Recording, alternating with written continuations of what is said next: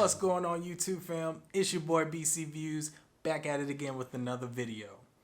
So I hope you all enjoyed that little montage I put together.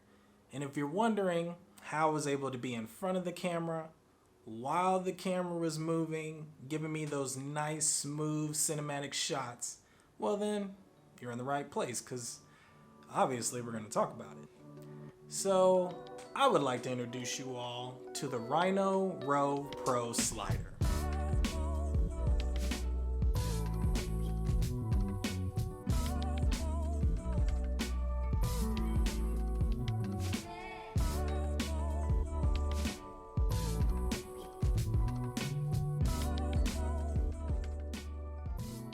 So, just to keep you guys informed and let you know, no, Rhino did not ask me to review this product or to do a video on it. I bought this with my own money, and it's a product that I like, so I'm gonna show you. So this slider is one of the many sliders that Rhino has in its inventory.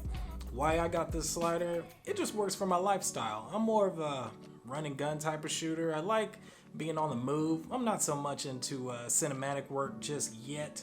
Crossing my fingers on that one. But this slider works for me and my lifestyle. So I got this slider for a few good reasons, to be honest. It's ease of use. It's something I can easily set up and break down and go really fast, really quick, no problems, no hassle. Its durability, it's nice and sturdy, doesn't feel cheap at all. Its portability, it's small, and it has a very low profile, so no type of weight added. It's not something that feels to be an inconvenience too much, and it just works for me and my lifestyle, as I said before. So straight out of the box, the ROV Pro Slider is pretty simple to set up. Before you do that though, make sure you download the app, because everything nowadays has an app, so don't even be surprised about that. But anyway, straight out of the box, what you want to do if it has enough power is go ahead and hold down the button on top of it. Once the button starts flashing blue, it's then going to ask you what device you're using, your phone or camera. From there, you're going to go ahead and pick which one you're using. Now, keep in mind when jumping into the menu systems, if you're using your phone, the menu is going to look a little bit different from what it's going to look like when using a camera. So just a side note for you to keep in mind before we go any further. So the phone menu is pretty useful, in my opinion. For starters, you have a balance setter. You can check and see if your balance is on or off. You also have this little plus sign which allows you to focus in on objects or zoom in, not focus. A timer, a countdown timer, which is pretty cool and handy. Manual mode, and in manual mode you can change your shutter, your ISO, and even your white balance, just like on a camera. You also have the ability to change your frames per second from 24 to 60 frames per second. And lastly, you have an ND filter setting, which I thought was pretty dope.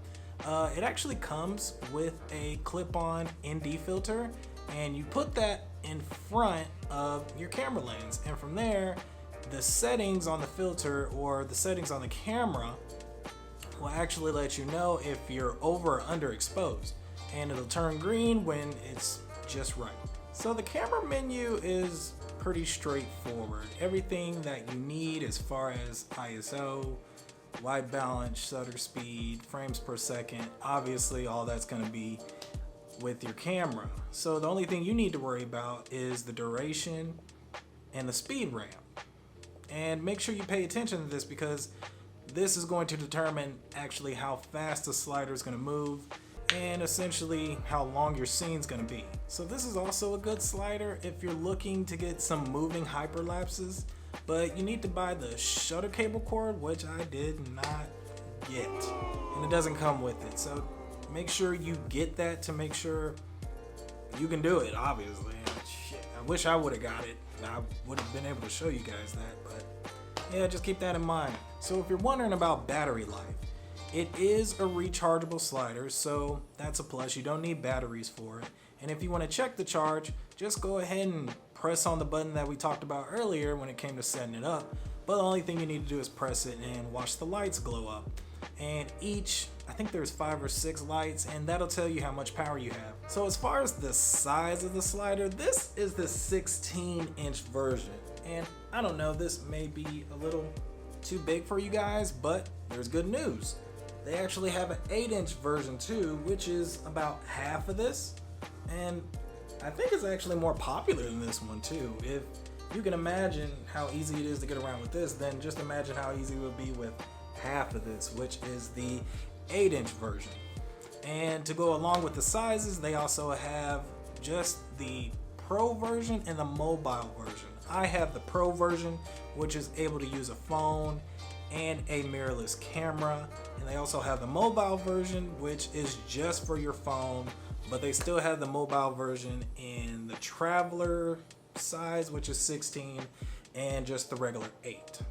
But I don't even know what they call the 8-inch. I don't know. But yeah, just look it up, man. Dang. So I got this on Amazon for about 330 bucks, 329, 330, somewhere in there. So just, yeah, I don't know. It wasn't too expensive, and like I said, it's built well. It definitely doesn't feel cheap, and the motor is hella strong.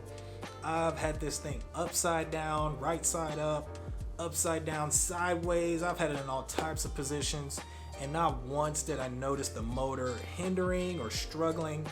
But I will tell you, when you put this thing on a tripod, you may get a little teeter-totter effect just because of the weight. Now when I put it on my C-stand, doesn't seem to affect it, doesn't move. Matter of fact, the opening scene that you saw, that was all on my C-stand, and not once did it give me that teeter-totter up and down effect. It worked out perfectly. So that's something to keep in mind. Just make sure you have a good base or whatever you have it on, that it's able to hold the weight of the slider and whatever you're using, especially if it's a mirrorless camera, because boy, if I had, these cameras can get pretty expensive. I'd be pretty upset if it failed. I'd probably faint or something crazy. Alright, so that's it for this one. Thank you guys for watching. I hope you guys enjoyed it. Again, if you guys are looking for a good slider, I highly recommend this product. There are other sliders out there, but just, you know, the bigger, the badder, the better, and the more expensive it's gonna be. But, you know, if you're looking for something that's affordable and is gonna last, I definitely recommend this slider. But you guys take care of yourselves. I'll catch you on the next one. Peace. God bless.